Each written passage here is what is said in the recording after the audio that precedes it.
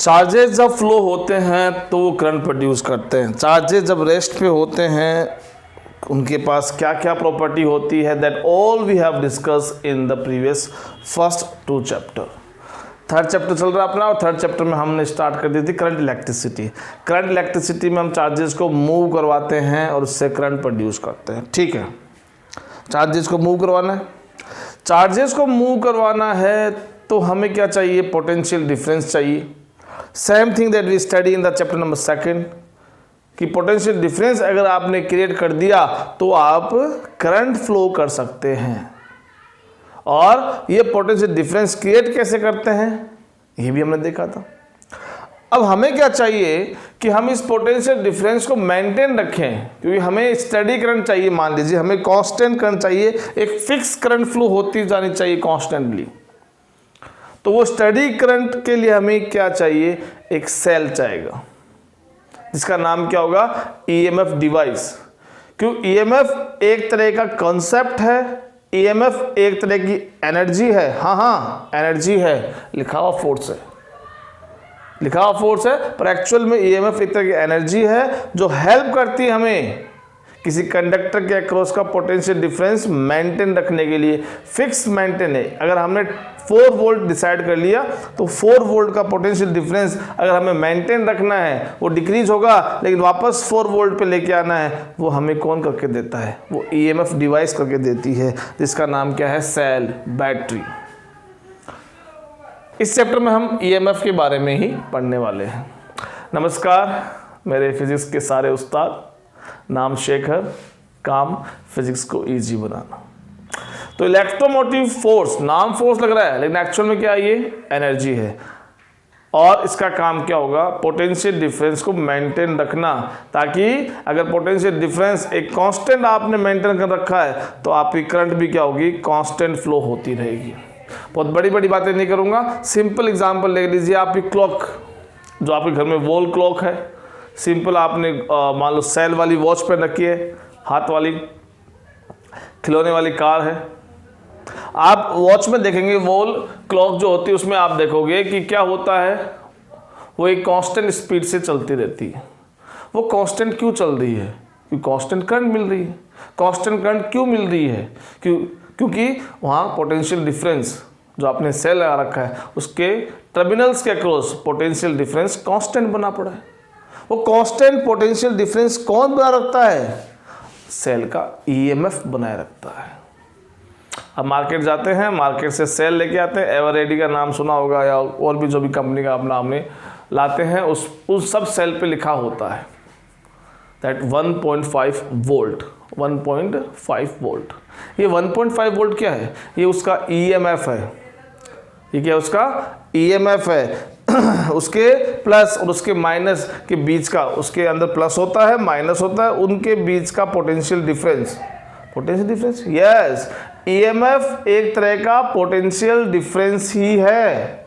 EMF क्या है, एक तरह का पोटेंशियल डिफरेंस ही है। ईएमएफ बोलूं मैं टर्मिनल,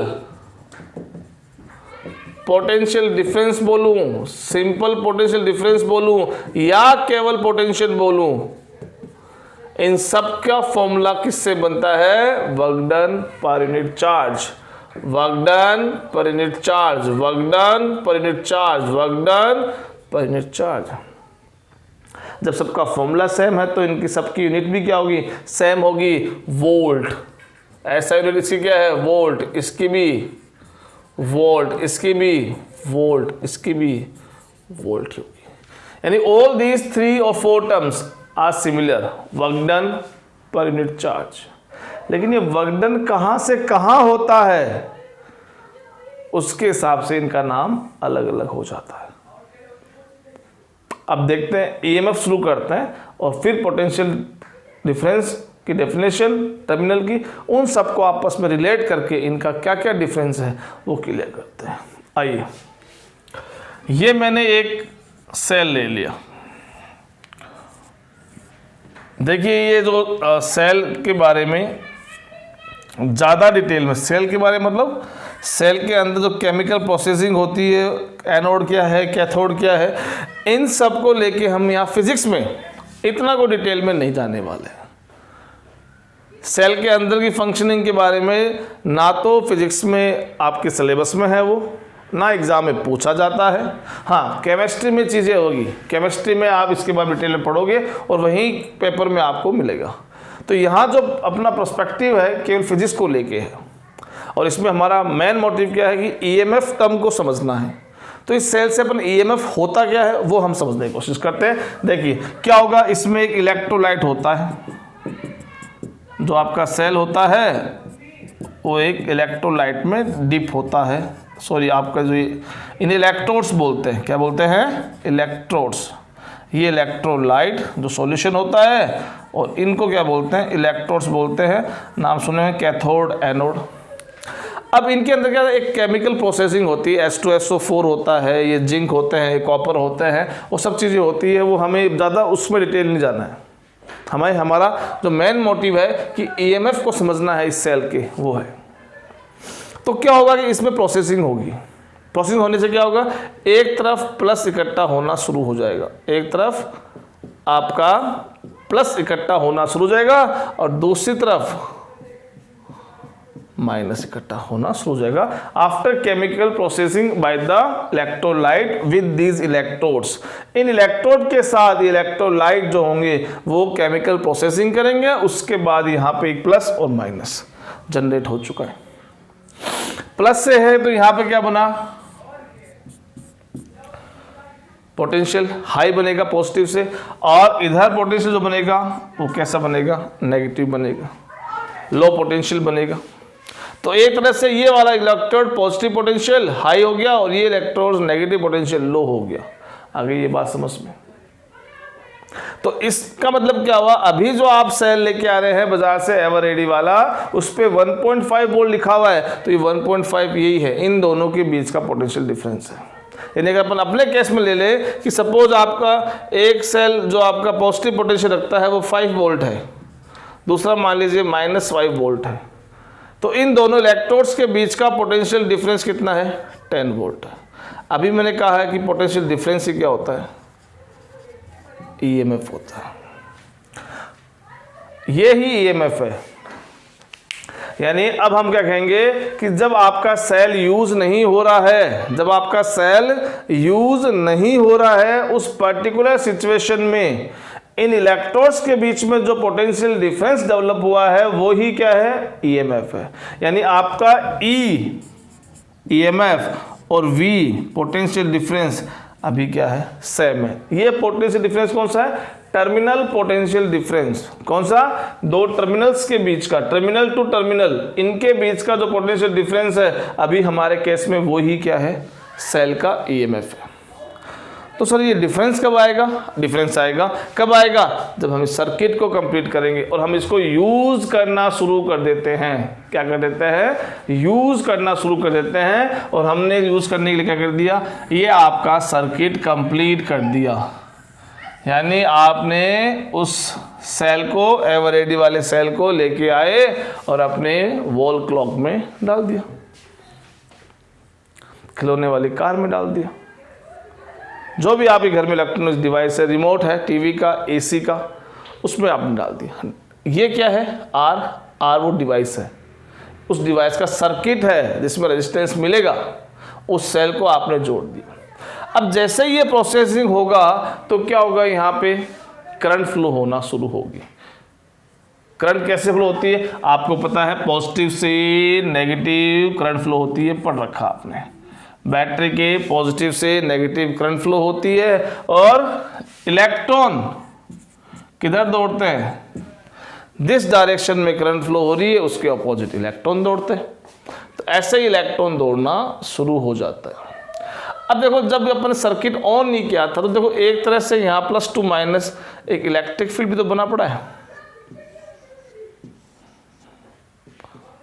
ये इलेक्ट्रिक फील्ड बना पड़ा है।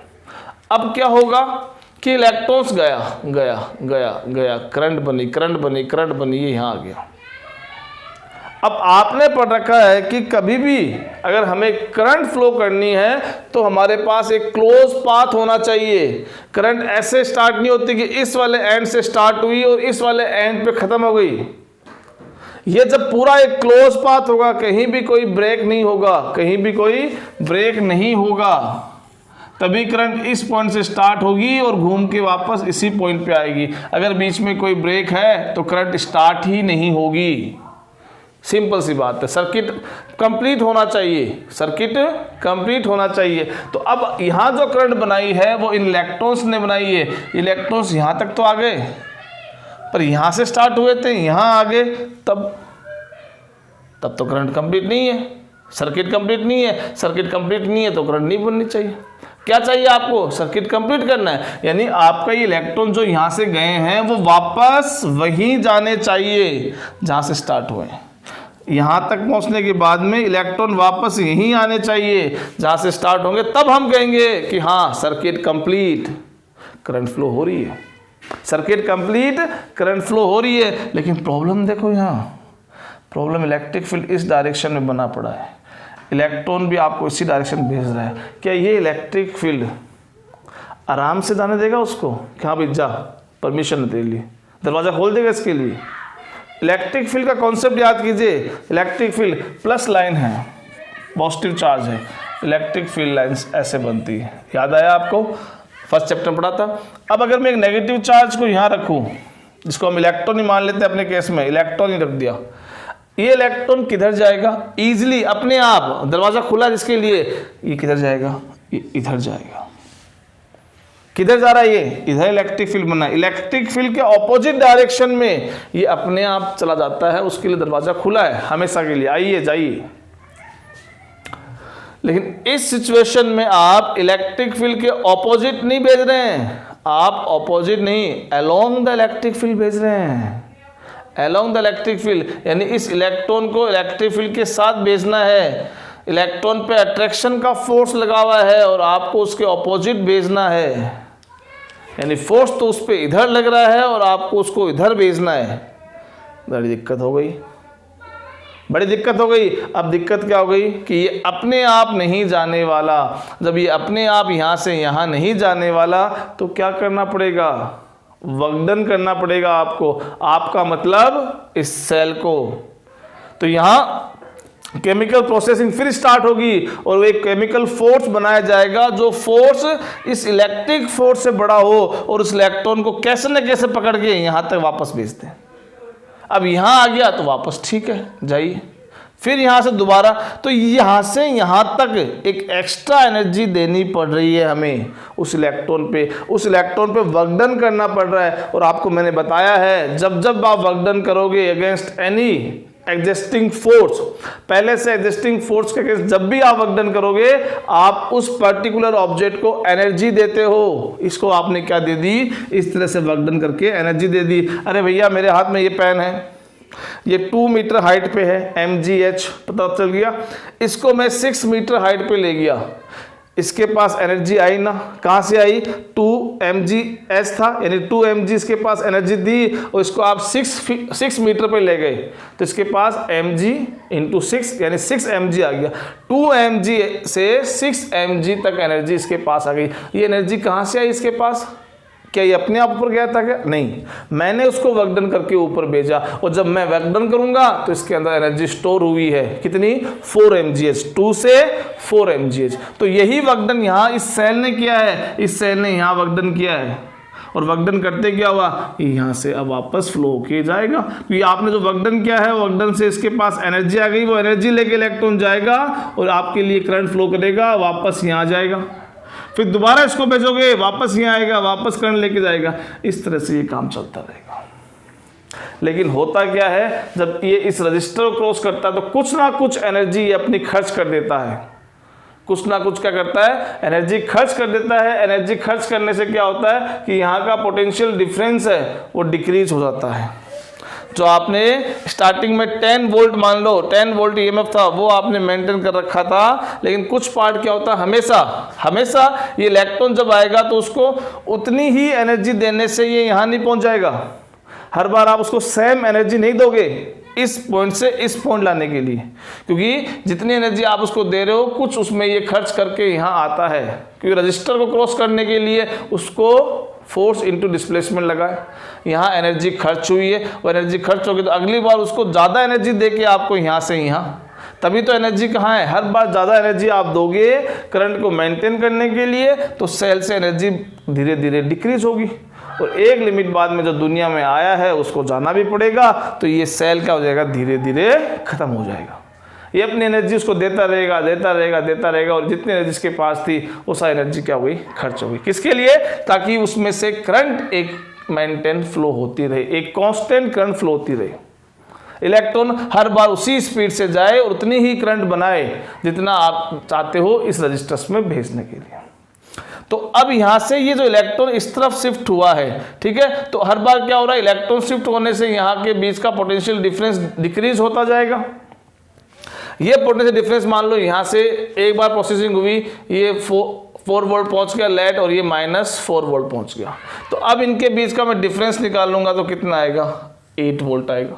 4 माइनस ब्रैकेट में -4, तो अब ये काम क्या है, अब ये काम कौन कर रहा है, इस इलेक्ट्रॉन को वापस इधर लाके, इस इलेक्ट्रॉन को वापस लाओगे तो ये क्या होगा, वापस कहाँ पहुंच जाएगा, 10 वोल्ट पे पहुंच जाएगा। यानी आपका सेल है वो ईएमएफ वापस 10 वोल्ट लेने की कोशिश करेगा, क्योंकि जैसे ही पोटेंशियल डिफरेंस लो हो जाता है 10 वोल्ट से 8 वोल्ट पहुंच जाता है, तब क्या होता है कि आपका पोटेंशियल कम होने से करंट कम हो जाएगी, करंट कम होने से क्या आपकी घड़ी स्लो हो जाएगी या नहीं होगी, स्लो हो जाएगी। घड़ी अब पहले के मुकाबले धीरे चलेगी क्योंकि उसके पास करंट कम आ रही है, लेकिन आप ऐसा नहीं चाहते, आप ऐसा नहीं चाहते, इसलिए तो आपका सेल क्या करेगा, उस वापस 8 से उसको 10 वोल्ट करेगा, यानी पोटेंशियल डिफरेंस मेंटेन रखेगा। जो अपन स्टार्टिंग में कहा था कि सेल का काम क्या है, उस वोल क्लॉक के क्रॉस आपका पोटेंशियल डिफरेंस मेंटेन रहना चाहिए, डिक्रीज नहीं होना चाहिए। डिक्रीज होगा आपको वापस वहीं लेके आना है, ठीक है। तो ये हमारा ईएमएफ का काम है। तो एक तरह से देखें तो ईएमएफ का काम क्या हुआ कि इस सेल को यहां से स्टार्ट किया अपन ने, यहां से स्टार्ट किया इलेक्ट्रॉन को यहां भेजा, फिर वो घूम के आया यहां आ गया, यहां उसको रहने नहीं दिया है, केमिकल प्रोसेसिंग की है, उस इलेक्ट्रॉन पे वर्क करके हम यहां से यहां लेके आए।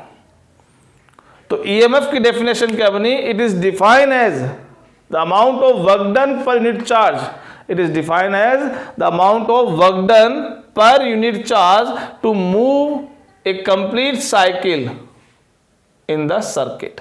एक साइकिल कंप्लीट करने में जो वर्क डन हमें करना पड़ेगा उसका नाम क्या होगा, ईएमएफ होगा। तो इससे अपन ईएमएफ की डेफिनेशन लिखते हैं। तो देखो डेफिनेशन क्या बनेगी, फॉर्मूला लिख देते हैं अपन सीधा ही।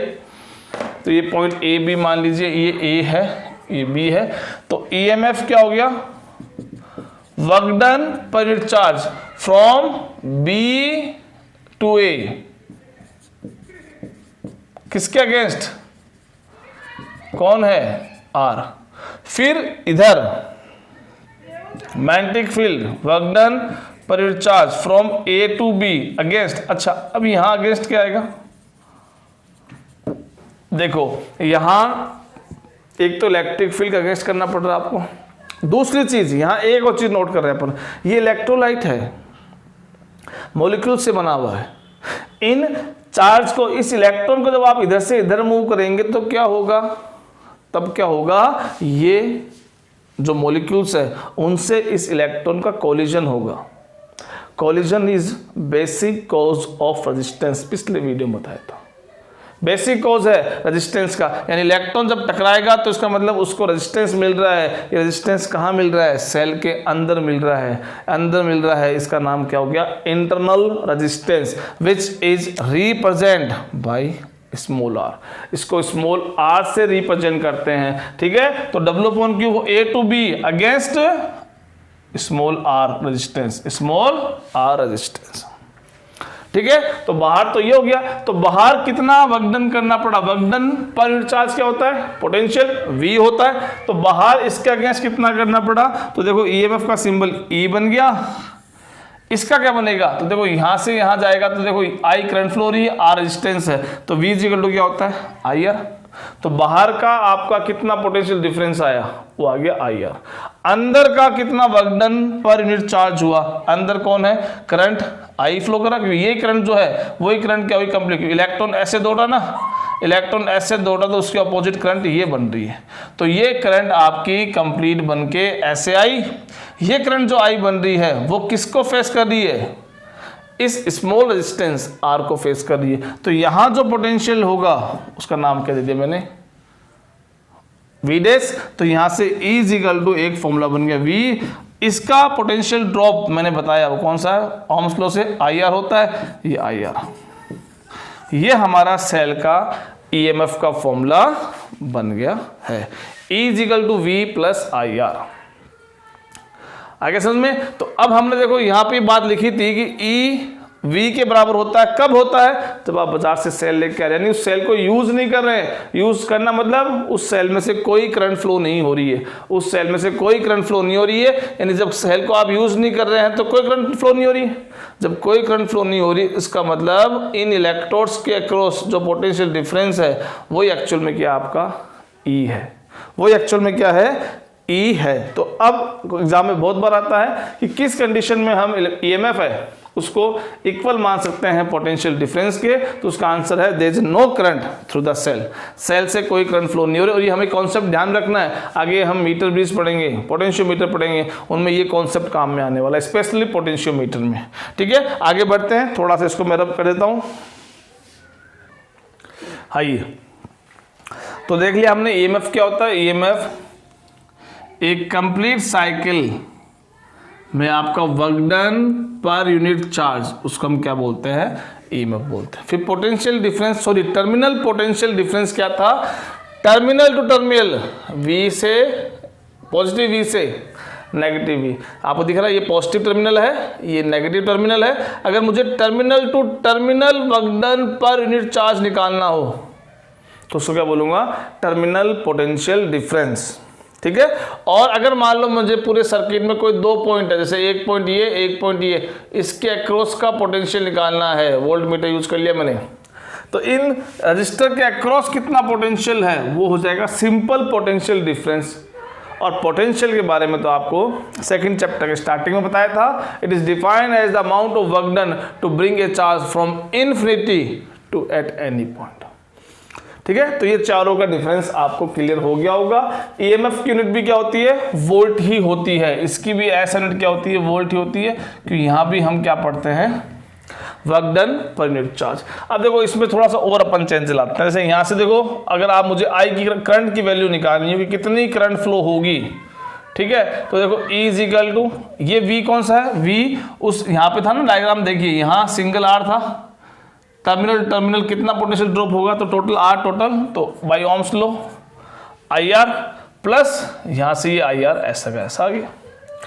E is equal to I आपने कॉमन ले लिया, R प्लस R आ गया, तो यहाँ से आप I की वैल्यू निकाल सकते हैं, और वो क्या आ गई, R प्लस R। तो एक सेल से, सेल जिसका EMF E है, उससे कितनी करंट फ्लो होगी, तो आपके दोनों रेजिस्टेंस काउंट होंगे, कौन कौन से, R जो बाहर लगा हुआ है, और स्मॉल r जो सेल के अंदर उसका इंटरनल रेजिस्टेंस जो है वो लगा हुआ है। ठीक है, और अगर हमें मैक्सिमम करंट चाहिए, मैक्सिमम करंट चाहिए, तो देखिए मैक्सिमम करंट के लिए क्या होगा, मैक्सिमम करंट में देखिए R जो है वो सेल के अंदर है, वो हम चेंज नहीं कर सकते, लेकिन बाहर का रेजिस्टेंस तो हम मिनिमम कर सकते हैं। अगर मैं बहुत कम रेजिस्टेंस ले लेता हूं बाहर का, तो उस केस में इसको इग्नोर कर दो, यानी आपकी करंट अब क्या होगी, सेल में मैक्सिमम फ्लो होगी, और उसका फॉर्मूला क्या बचेगा, Imax is equal to E upon R, ये बचेगा। आगे समझ में, तो ये फॉर्मूला भी अपन यूज करेंगे। इसके अलावा देखें तो और फॉर्मूला अपन इन्हीं से बना सकते हैं, जैसे इसी से आ जाइए, इसी का देखो V इज इक्वल टू क्या हो गया, E माइनस IR। इसका मतलब क्या है कि इफ देयर इज करंट, अगर करंट फ्लो होगी तो I की वैल्यू कुछ ना कुछ होगी, I की वैल्यू कुछ ना कुछ होगी, तो ये टर्म कुछ ना कुछ होगी जो कि माइनस हो रही है मेन EMF में से। तो इसका मतलब जो यहाँ V है वो क्या है, E से कम मिलने वाला है। ये बात समझ में आ गई। E V के बराबर कब होता है, जब करंट फ्लो नहीं होती है, और E V से छोटा हो जाता है, सॉरी V ई से छोटा कब होता है? जब सेल में करंट फ्लो होना शुरू हो जाती है। क्यों? जब करंट फ्लो होगी तो कुछ ना कुछ potential drop inside the cell भी होगा, और वो पोटेंशियल ड्रॉप टोटल ईएमएफ में से माइनस हो जाएगा, और जो वैल्यू बचेगी वही क्या है? आपका टर्मिनल पोटेंशियल डिफरेंस बचेगा। आ गया? यहाँ से ये फॉर्मूला है। और अपन निकाल सकते हैं जैसे इस वाले फॉर्मूले से, यहाँ से जाइए, यहाँ से R plus r is equal to क्या हो गया? E upon I. R plus r, इस R उधर भेज देता हूँ मैं, E अपॉन आई और माइनस का R आ गया। आई इजिकल टू क्या होता है? V upon r, ohm's law, V upon r, ये ओम्स लॉ अपन ने अप्लाई कर दिया। R आपने कॉमन ले लिया, R आपने कॉमन ले लिया, V आपने एलसीएम ले लिया, तो यहाँ बच गया E माइनस और यहाँ V आ जाएगा। देखिए कीजिए, सिंपल कैलकुलेशन है। ये आपका इंटरनल रेजिस्टेंस का फॉर्मूला आ गया है। रेजिस्टेंस है तो इसकी यूनिट भी ओम में ही आएगी। इसका मतलब सेल के पास क्या होता है? एक इंटर रेजिस्टेंस साथ साथ चलता है। एक कॉन्सेप्ट और इसके अंदर कि जैसे अगर मैं इस तरह से दो सेल ले लेता हूँ, अब आप समझ गए कि सेल को अपन रिप्रेजेंट कैसे करते हैं। जो हाई पोटेंशियल पॉइंट पॉजिटिव, उसको स्ट्रेट लाइन लंबी होगी, एक छोटी लाइन से हम नेगेटिव पोटेंशियल को रिप्रेजेंट करेंगे। आप सपोज ये आपका 8 वोल्ट की बैटरी है और ये आपकी 4 वोल्ट की बैटरी है। बताइए क्या प्रोसेस हो रहा है? इस एग्जाम्पल में एक बैटरी है वो डिस्चार्ज हो रही है और एक बैटरी क्या हो रही है? चार्ज हो रही है।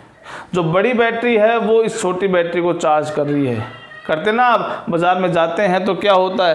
बाज़ार में जाते हैं तो क्या होता है? आपके बाइक की बैटरी अगर आपकी ख़त्म हो चुकी है, कार की बैटरी अगर ख़त्म हो चुकी है, तो आप क्या करते हैं? आप दुकानदार के पास जाते हैं। दुकानदार अपने पास जो बड़ी बैटरी है उसके साथ उसका पॉजिटिव आपकी कार की बैटरी के पॉजिटिव के साथ, उसका नेगेटिव आपकी कार की बैटरी के नेगेटिव साथ कनेक्ट करेगा। यानी ये तो दुकानदार की बैटरी, ये आपकी बैटरी। तो उससे क्या होगा? ये चार्जअप होगा। ये चार्जअप होगा तो इसका क्या, उसका पोटेंशियल अब बढ़ेगा। यानी ये डिस्चार्ज हो रहा है तो इसका पोटेंशियल अगर पूछूं तब तो इसके लिए ये आपका बेसिक फॉर्मूला ये ही अप्लाई होने वाला है, ये ही अप्लाई होने वाला है। लेकिन इसके लिए क्या हो जाएगा? ये फॉर्मूला चेंज हो जाएगा, क्योंकि इसका पोटेंशियल कम नहीं होगा, बढ़ेगा, क्योंकि इसको चार्जेस मिल रहे हैं, ये चार्जिंग हो रही है। तो चार्जिंग के इसमें ये ई की जगह अब आपका V इजिकल टू क्या आएगा? E plus I R. ध्यान रखना, this is formula use when your cell is getting charged during charging. ये ड्यूरिंग चार्जिंग आपका काम हो रहा है और ये ड्यूरिंग डिस्चार्जिंग आपका काम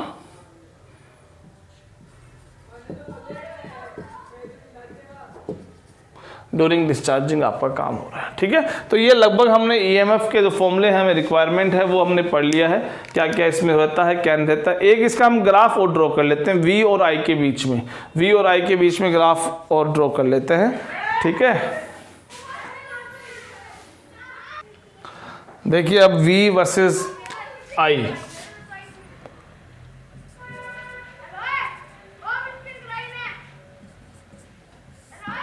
किसके लिए? फोर्थ सेल के लिए। आपने ये सेम ग्राफ बनाया होगा किसके लिए? ओम्स लॉ में, लेकिन वहाँ से थोड़ा डिफरेंट है। ठीक है, होने को वहाँ पे वी और आई था, लेकिन यहाँ वी और आई तो है, लेकिन चीज़ थोड़ी बदल गई है। अलग एक आपका डायग्राम आएगा। कैसे आएगा? तो देखो, ओम्स लॉ में भी आपने पढ़ा तो ये एक स्ट्रेट लाइन आती थी ऐसे। ठीक है, तो हमारे पास देखो वी की इक्वेशन क्या थी अभी? E माइनस आई आर, ये हमारे पास वी की इक्वेशन थी। ठीक, ग्राफ ड्रॉ करना है तो ग्राफ में ड्रॉ लगा दिया। एक्स एक्सिस पे आई ले लिया, वाई एक्सिस पे आपका आई ले लिया। ठीक है, अब यहां देखिए, आप इसको कंपेयर कीजिए आपकी स्ट्रेट लाइन इक्वेशन जो आपने मैथ में पढ़ी है, y equal to mx plus C. y जो y एक्सिस पे है, तो देखो यहाँ y एक्सिस पे कौन है? v है। ठीक है, और c यहाँ पे कांस्टेंट है। अपने यहाँ केस में ईएमएफ कांस्टेंट है। मैंने कहा था ना, ईएमएफ अगर 10 वोल्ट है तो उसको 10 वोल्ट मेंटेन रखना पड़ेगा। सेल जब यूज होगा तो उनके टर्मिनल के क्रॉस का पोटेंशियल डाउन होगा, उसको वापस मेंटेन करने के लिए ईएमएफ काम करता है, सेल काम करता है और उतना ही पोटेंशियल वापस लेके आता है जितना स्टार्टिंग में था। उसको वो डाउन नहीं होने देता, उसको डाउन नहीं होने देता। ठीक है, तो यहाँ से ये हो गया V। ठीक है, देखिए ये वैसा ही काम है जैसे अभी आप कंडीशन ले लीजिए, अभी हमारी स्थिति क्या चल रही है, लॉकडाउन लग गया है, दोबारा कोरोना आ गया है। ठीक है, अब जो 12th के बच्चे थे उनके लिए क्या हुआ, 2 महीने एग्ज़ाम लगभग खिसक गए। तो उनका जो टाइम टेबल था, रूटीन बना हुआ था, लगातार वो अपनी पढ़ाई लिखाई कर रहे थे, कुछ हद तक उन्होंने अपना रिवीजन भी कंप्लीट कर लिया था, लेकिन वापस से इतना समय बढ़ गया, एक साथ ही एग्ज़ाम पोस्टपोन हो गए। जो ये अनसर्टेनिटी बनी हुई है, अनिश्चितता बनी हुई है, उससे उनका थोड़ा मोरल डाउन हो रहा है, यानी वो पोटेंशियल डाउन हो रहा है। पर घर वाले, टीचर्स, आपके बड़े भाई बहन, आपके गार्जियंस, वो आप करते हैं बूस्टअप करते हैं, आपको वो मोटिवेट करते रहेंगे। और मैं तो कहूँ करना भी चाहिए। अभी लगातार अपने टीचर से कांटेक्ट में रहिए, अपने पेरेंट्स से बातचीत करते रहिए, क्या, क्योंकि उनकी बातों से आपको EMF मिलेगा, आपको EMF मिलेगा और आप वापस उसी जोश पर जाएंगे। वरना क्या होगा, ये नेगेटिविटी चारों तरफ से आने लग जाएगी। उससे जो कुछ अभी आपने पूरे साल भर मेहनत की है वो सब चीज़ें वापस भूलना शुरू कर दोगे। तो कंटिन्यूटी बनानी चाहिए। अब उतना नहीं है कि आप 12 घंटे पढ़ो, 10 घंटे पढ़ो, 1-2 घंटे आप कंटिन्यूसली अपने हर एक सब्जेक्ट के टच में रहिए, अपने टीचर से टच में रहिए, ताकि आपको एक मोटिवेशन मिलता रहे और आप वापस से वहीं आ जाए। तो ये एग्ज़ाम आ जाना, एग्ज़ाम पोस्टपोन होना, ये आपका पोटेंशियल डाउन करता है, लेकिन आपको मिलने वाला मोटिवेशन आपको वापस वहीं लेके आता है। ठीक है, तो ये वापस वहीं आना वो सेल का काम है, यानी उसी मोटिवेशन को मेंटेन करना, उसी EMF को मेंटेन रखना है। वो हमारा सेल कौन है, आपके पेरेंट्स हैं, आपके टीचर्स हैं, जो कंटिन्यूसली आपको बूस्टअप करते रहते हैं, मोटिवेट करते रहते हैं। ठीक है, तो यहाँ यही है, C आपका वो चाहते हैं, E है आपका जो जोश है वो बना रहे, वो कांस्टेंट है। और यहाँ देखिए -IR, देखिए I यहाँ पे कौन है, X एक्सिस पे, I कौन है यहाँ पे, X एक्सिस पे। अब इसी इक्वेशन में थोड़ा सा इसकी फॉर्म में लिख रहा हूँ, V = ये -IR को मैंने -RI लिख के इधर रख दिया, एक ही बात है, +E आ गया, साफ दिख रहा होगा ये। अब कंपेयर करूंगा तो y की जगह y है, x एक्सिस पे कौन है, x एक्सिस पे कौन है, I है, ये I आ गया। EMF आपका कांस्टेंट है, आपका जोश। ठीक है, लेकिन यहाँ स्लोप देखो, स्लोप में क्या आ रहा है, स्लोप में आपका इंटरनल रेजिस्टेंस आ रहा है, वो कैसा आ रहा है, नेगेटिव आ रहा है, यानी आपका स्लोप कैसा आ रहा है, नेगेटिव आ रहा है, यानी आपका ग्राफ ऐसे बनेगा। पॉजिटिव में ऐसे बनता, लेकिन नेगेटिव में अब आपका ग्राफ ऐसे बन रहा है। आगे समझ में, ये हमारा V वर्सेस I ग्राफ होगा सेल के लिए। और अगर इस ग्राफ से हमें रेजिस्टेंस निकालना है, इंटरनल की वैल्यू, तो हम उस ग्राफ का स्लोप निकाल लेंगे। तो इस पे बहुत सारे क्वेश्चंस हैं जो अपन देखेंगे कैसे करते हैं। ठीक है, तो ये स्लोप हो गया आपका, ग्राफ हो गया। ठीक है, और अब इस पे कुछ क्वेश्चंस है वो देखते हैं और क्वेश्चंस करते हैं। ठीक है,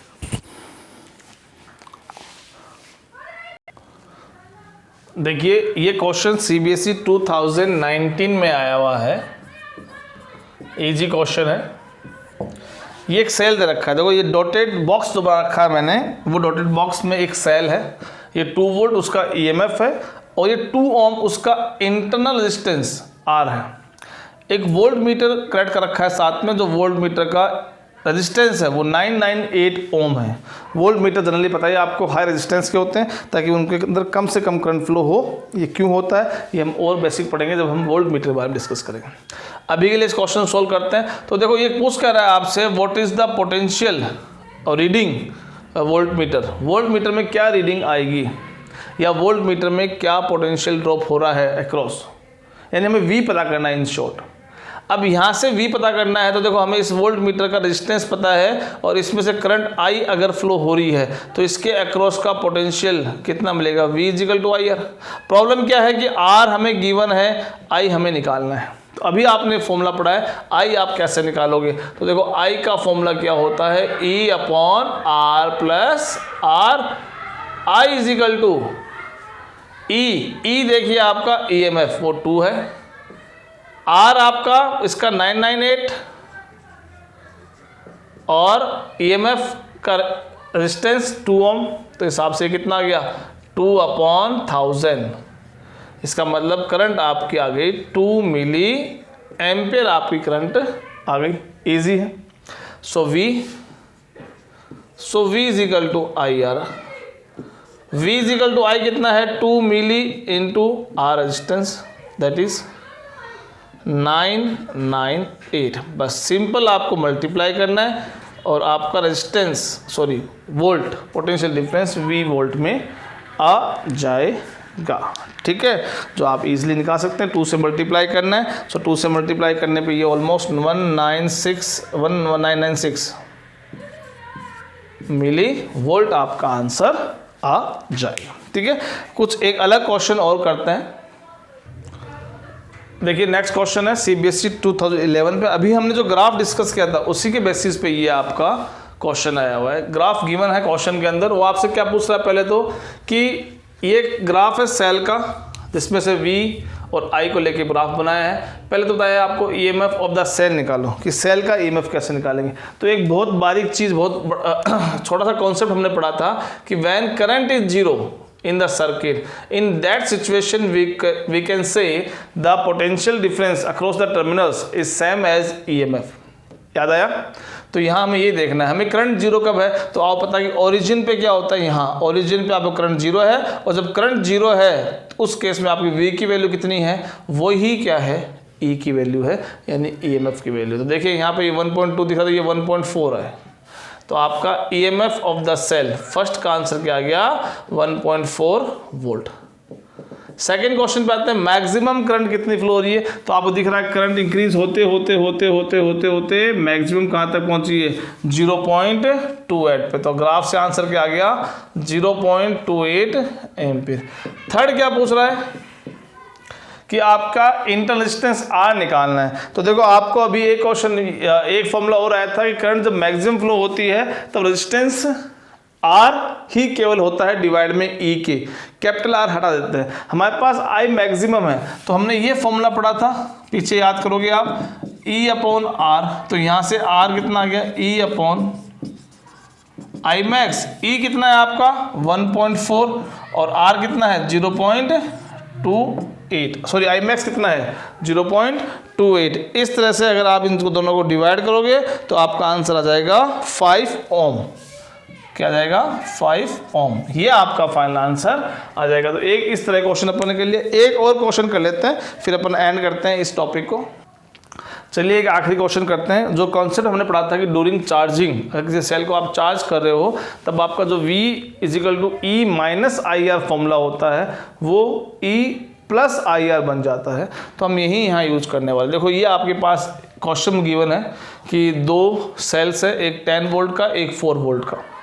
4 वोल्ट का एक इंटरनल रेजिस्टेंस 1 ओम के साथ है, ठीक है, और इस सर्किट में एक एक्सटर्नल रेजिस्टेंस 5 ओम का भी गिवन है, लगा हुआ है। CBSE 2017 क्वेश्चन आया, आपसे पूछा क्या गया है कि इस सेल के अक्रॉस का पोटेंशियल डिफरेंस बताइए, यानी जिसको टर्मिनल पोटेंशियल डिफरेंस हम बोलते हैं, वो आपसे पूछा है। तो सीधी सी बात है, देखो वो फॉर्मूले में मैंने बताया था आपको, वैसे तो E माइनस आई आर होता है, पर इसका जब निकाल रहे हैं तो ये देखो 10 वोल्ट की बैटरी से कनेक्ट है, +2 प्लस -2 माइनस। तो इस 10 वोल्ट की बैटरी के हेल्प से ये 4 वोल्ट की बैटरी चार्ज हो रही है। तो ड्यूरिंग चार्जिंग में आपको बताया मैंने E plus I are use होता है, ठीक है। तो अब देखो यहाँ से E हमारे पास है इस सेल का, I हमें नहीं पता लेकिन इसका R पता है, तो पहले I निकाल लेते हैं। अब इस सेल में से जो I प्रोड्यूस होगी वो I प्रोड्यूस कैसे निकालोगे। तो देखो इस सेल में एक तरह से देखो तो ये अगर अपनी करंट फ्लो करता है वो ऐसे फ्लो करेगा, और ये वाला सेल अपने पॉजिटिव से नेगेटिव ऐसे फ्लो करेगा यानी एंटी क्लॉकवाइज, और ये वाला सेल पॉजिटिव नेगेटिव अपनी फ्लो करेगा यानी क्लॉकवाइज। दोनों एक दूसरे के ऑपोजिट फ्लो करेंगे।